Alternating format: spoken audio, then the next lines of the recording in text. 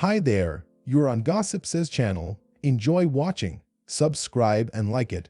It's growing our community. Story 1. My boyfriend, 31 meters, compares me to his ex, 34F. And I feel like I, 29F, will always be under her shadow. My boyfriend, 31 meters, compares me to his ex, 34F. And I feel like I, 29F, will always be under her shadow, and it's starting to affect me. Told her, I can't even do anything with my boyfriend anymore because my ex has already done everything with him, so I'm always going to be in his ex's shadow, since she's already had bonded with him on everything. And it will only remind him of his ex. I feel like it could stem from feelings of his old relationship, but maybe I'm just paranoid. So I wanted to know if this is normal for a relationship or not. What's the point in introducing new things to my boyfriend?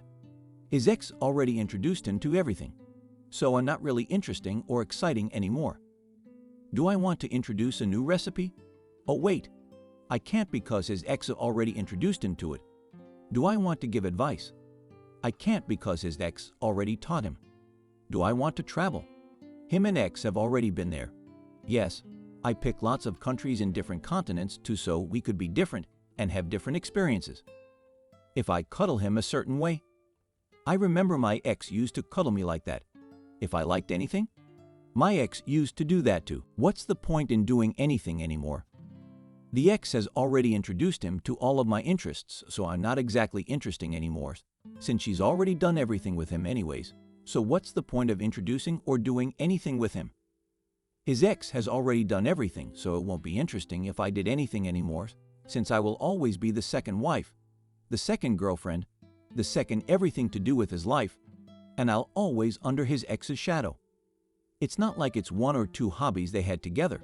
It's everything I do. Ex has done it before. We may have similar interests like fashion, travel, and aesthetics, despite our interests being completely different. Her loving pink and me loving black sorta different, for example. But I also have interests that are completely different from hers, like riding motorbikes, watching different tape programs. She likes Barbie, Winx Club, Charlie's Angels, and Mean Girls, and I like Peaky Blinders, The Godfather, The Last of Us, Scarface, Goodfellas, The Nightmare Before Christmas, Corpse Bride, Edward Scissorhands, Alice in Wonderland, Squid Game, Child's Play, Girl Interrupted, It, The Witcher, Nightfall, and The Walking Dead. She likes party food. I like desserts and savory food. She likes cocktails. I like red wine. She likes day and I like night. I like churches, cemeteries, castles, mountains, hills, forests, and haunted houses, especially at night. And she likes villas, beaches, clubs, and swimming pools. She likes spring and summer, but I like autumn and winter. I'm introverted, and she's extroverted. She likes partying, and I like reading, digital art, or writing. There's nothing wrong with her interests, but we are completely different people. But my boyfriend still compares me to her, and I feel like I'm always under her shadow, and I can't do anything with him because his ex had always did it with him. And I'm talking about introducing him to every hobby, place, or interest that exists, and I can't introduce or be first in anything because his ex has already done that with him. I'm not saying I want to break up, but I want him to realize how much he's hurting me by doing this, and I wonder if the ex purposely introduced him to everything so that he wouldn't have something to share with him. Not saying it's the case, but it sometimes feels like it. She's not dead either. She's cheated on him with another guy almost a year ago, and that's why she's splitting custody of their 3 children with him, 4 meters, 2 and 1 meter.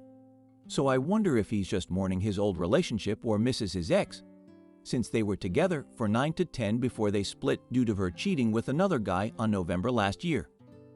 I understand his kids coming before me, but I don't see why the ex should either. Am I always going to be second to his ex or under her shadow? Me and my boyfriend have been dating since February. I have met his kids before we dated, since we were friends for years. And I mean yeets before his relationship has broken up, and I was actually friends with his ex first, then joined the same social circle. But I cut contact when I discovered she has been cheating, properly introduced to the kids on July, and not just as their dad's friend this time. They go to know me better is what I meant. The divorce was also finalized on July this year. I'm not a divorce expert, so I don't know how long they would usually take. But I offered him to live with me and his kids already love me. They see me as the cool aunt, so there isn't any problems. Sorry if this isn't relevant, but I thought I would give context as to how the relationship with his ex had gone, since it could play a role in his behavior. But I feel like I will always be in his ex's shadow, and the ex will be first for everything. So I'm wondering if this is normal to feel, or if it's normal for him to act this way. Until I look into counseling, how do I deal with being compared to his ex? Story 2. I, 27F, am considering leaving my BF, 32M, of 6 years. Advice, thoughts, opinions on how to navigate this. Hi everyone. I don't really know how to formulate this, but I'll try my best to describe what I'm feeling. My partner and I have been together for nearly 6 years. We met when I was 21 and he was 26.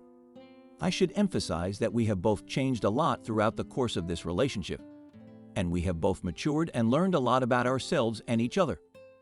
Very early on in the relationship, my partner's friend group dissolved. He had a female best friend, and that friend was his connection to most of the other friends in the group. When we started dating, she could tell that it was the beginning of something more serious for him. It was revealed that she had feelings for him, and their friend group essentially imploded.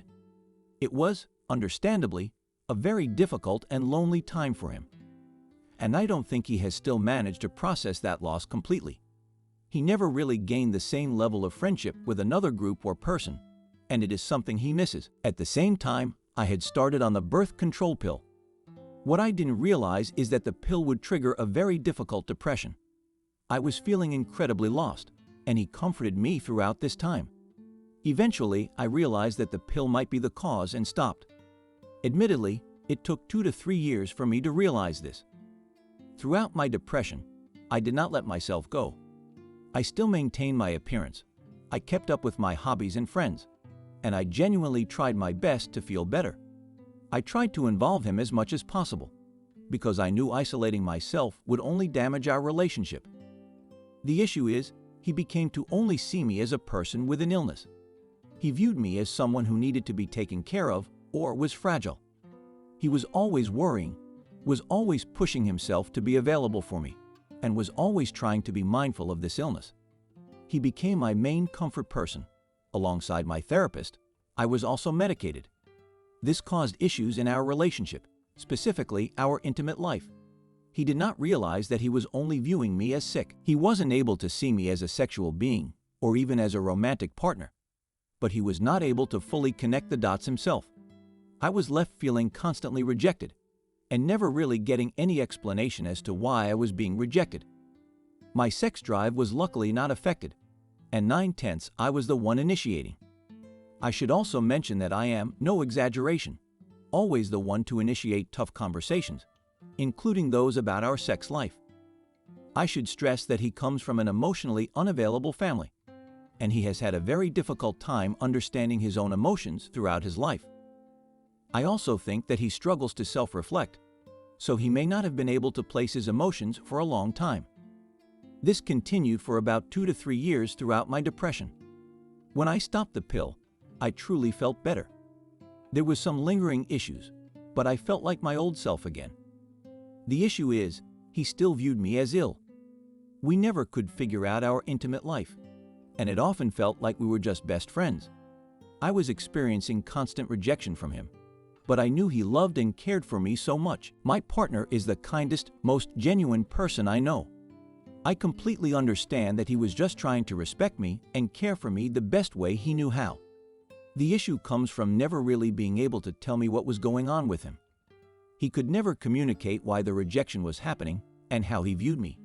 No matter what I did, how good I looked, how much I tried to change, how much I communicated, how much I initiated, nothing really happened. After years of rejection, I gave up. I felt like I had wasted my early 20s, and I could not figure out why I was not wanted. As a young woman, I was raised to believe that all men want is sex. I could not understand why the one person who chose to be with me did not seem to want that at all. I fully questioned if he was asexual or if he was also experiencing some sort of disorder. I begged him to go to the doctor or a therapist. He did not. I ended up harboring some resentment, and I am having a very hard time moving on from the years of feeling rejected. It's obviously more complex than what I am able to describe, but there has just been so much going on that it felt completely debilitating. Eventually, I tried to leave. I told him that he needed to dedicate some time to sit down and come to some conclusion on how he's feeling and how he should tackle it. If it were just as simple as him just not having a sex drive, fine, but we would be incompatible.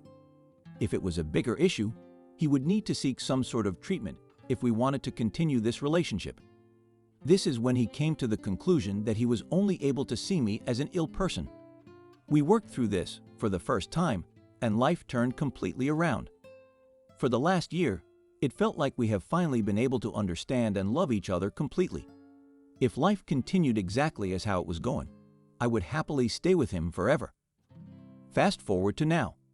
He was recently diagnosed with an advanced stress disorder, which has also triggered intensive depression and anxiety. He has been completely isolating and has not been able to communicate with anyone properly except his therapist. Of course, I completely understand that this is out of his control. I would never expect him to be able to commit the energy right now to the relationship, and I understand wholeheartedly that he needs to focus on himself.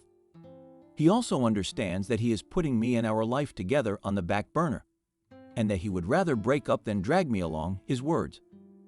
My issue is that once again, I am alone in this relationship. I am operating as if I have no romantic partner again. It is bringing up a lot of awful, familiar feelings. I know I am awful for considering leaving. He stuck by my side for so long.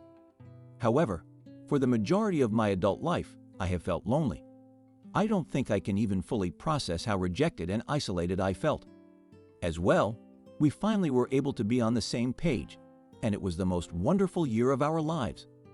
I truly don't know how I can feel okay with being alone again. I feel like I have been screaming into an abyss for so long.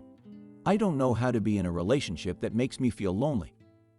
I don't want to abandon him. I want to help, but I also want to help myself, protect myself. He is so good. He is such a beautiful person and someone I wanted to spend my life with. I just can't stay with someone who can't communicate.